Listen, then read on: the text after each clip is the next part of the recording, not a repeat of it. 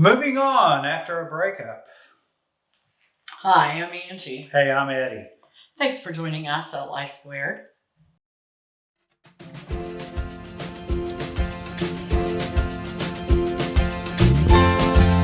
Welcome to Life Squared, brought to you by the Perfectly Imperfect Network, from imperfect folk everywhere.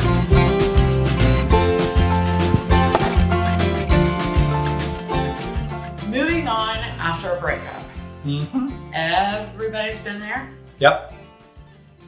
Most people have trouble with it. Some people have Really? a lot of trouble with it. Yes, they do. First of all, you've got to understand that a breakup is sort of like someone dying. And that is that you have to go through stages of grief. Not because the person died, but because your life can't be the same. Especially, if this is somebody you've went out with 2 or 3 times, once a week, probably not so much. We hope not so much. But if it's somebody that's been an intricate part of your life, especially a marriage, Right. then this is huge. It is. This is huge, and you're going to go through the grieving process, just like you would if somebody died, because you are grieving for the life you had. Yep. And that doesn't mean the life was good. No. Don't get confused about the fact that you feel this grief. Yeah. And that means it should have went on and on. No, it shouldn't. Or that the breakup shouldn't have happened, because that's not necessarily true. In fact, that's almost always not true. So what are the stages of grief? Denial, where at first you just can't accept the fact that this happened. Yeah, this didn't happen. Especially the reason. Sometimes breakups happen because you found somebody having an affair, you found somebody messing with the money. There can be all sorts of things. And so the very first thing you want to do is deny it. Yeah. This couldn't have happened. This is just too awful to have happened. No. So denial. Then there's anger. Anger. Now, anger can last a very long time. But if you recognize it, sometimes you can get through it quicker. Yep. And anger, the time you stay in anger also depends upon what happened. Right. Yeah. Because some things make you more angry than others. That's right. So, and then you bargain.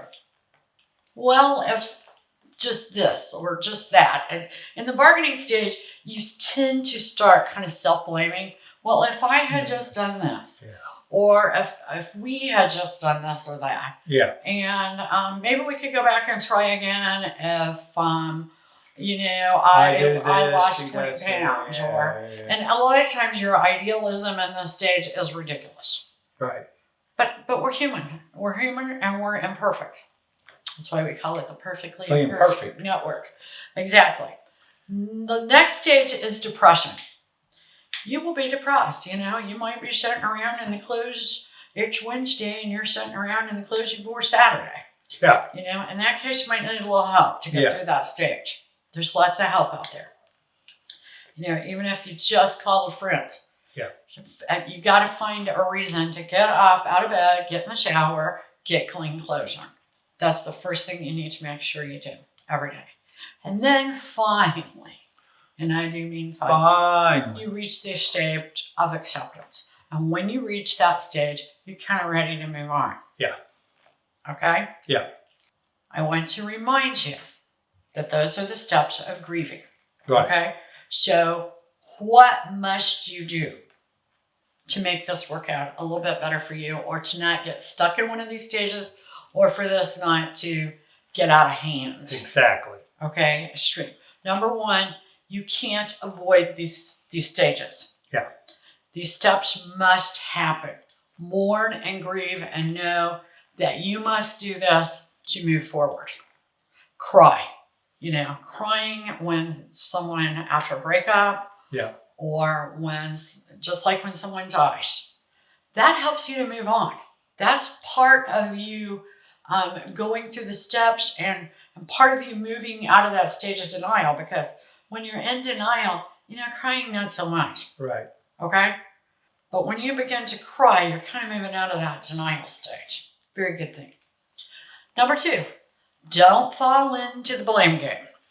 No. Okay? No. The reasons by the time you break up, it's over. If you're trying to work it out, reasons might be important. Right. But if you've already filed divorce papers, the person's already left, or there's no way that you're going to be able to work this out, the blame game really doesn't matter anymore. No, it doesn't. All it does is prolong the process. Yep. Number 3, change your routine. Even your surroundings if you can. Move your furniture around. Buy a different comforter for your bed. Change whatever you can. If you eat hamburgers on Friday night, eat turkey sandwiches or something. Eat pizza. Whatever you do, don't fall into trying to do the same things you did at the same time. Turn your world upside down. Exactly, because then you're not going to be missing them quite as much. Exactly. Because that same routine is going to be like a reminder. Yes, it is. Yeah. 4, don't stay connected with your ex on social media. I tell people this all the time. This is never a good idea. It is a bad, horrible idea. I don't care if it's somebody you broke up with 20 years ago. It is stupid. It is bad. I know I will get a lot of email over saying this, but it's horrible. I've never seen it in the end not be problematic. Don't do it. They don't need to know what you're doing.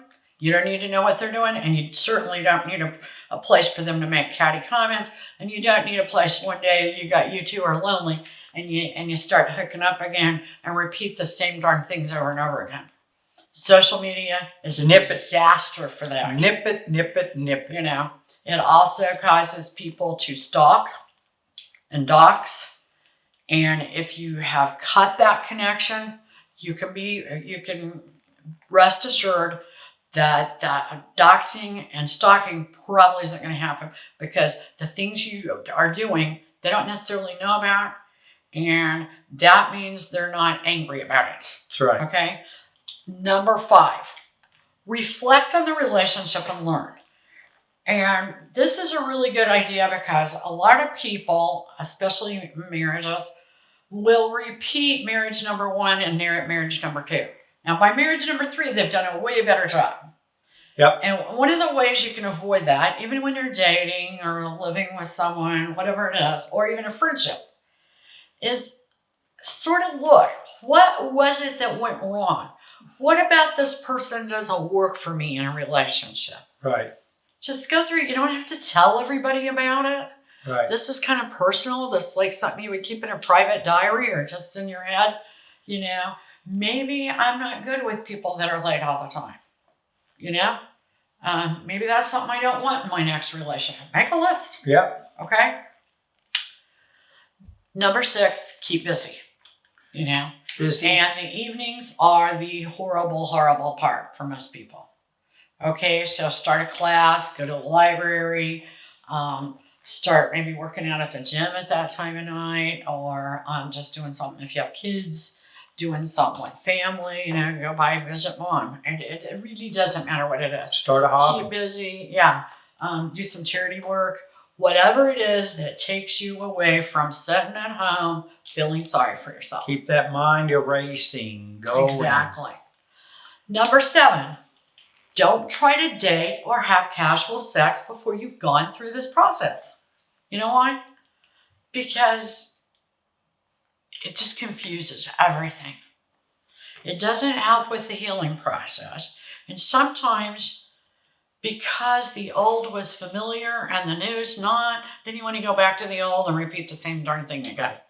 Okay? You'll know when you're ready. So you will know when you're ready, and when you reach acceptance, you're probably ready to start dating. I don't know about the whole sex thing. You got to figure that out yourself. That's right. When you're ready to have sex That's with someone. Number 8, ask for help. If you're going through a big breakup, almost assuredly, you're going to need at some point along the way to ask for help. Whether that be a family, a friend, maybe you need a therapist or counseling, or a minister or some type of person that you can confide in. You will probably need it. Yes, you will. At some point along the way, maybe many points along the way. Right. But, no, you got to go through the steps of grieving. Yeah, you do. So we hope that your breakups, if you have them, we hope you don't have any, are a little bit easier. You bet. And we'd like to thank you for joining us here at Life Squared. Peace everywhere. We really appreciate you joining us today at Life Squared on the Perfectly Imperfect Network. To get more content, please consider subscribing. If you have any questions or feedback, we'd love to hear from you in the comments section. Thanks for watching.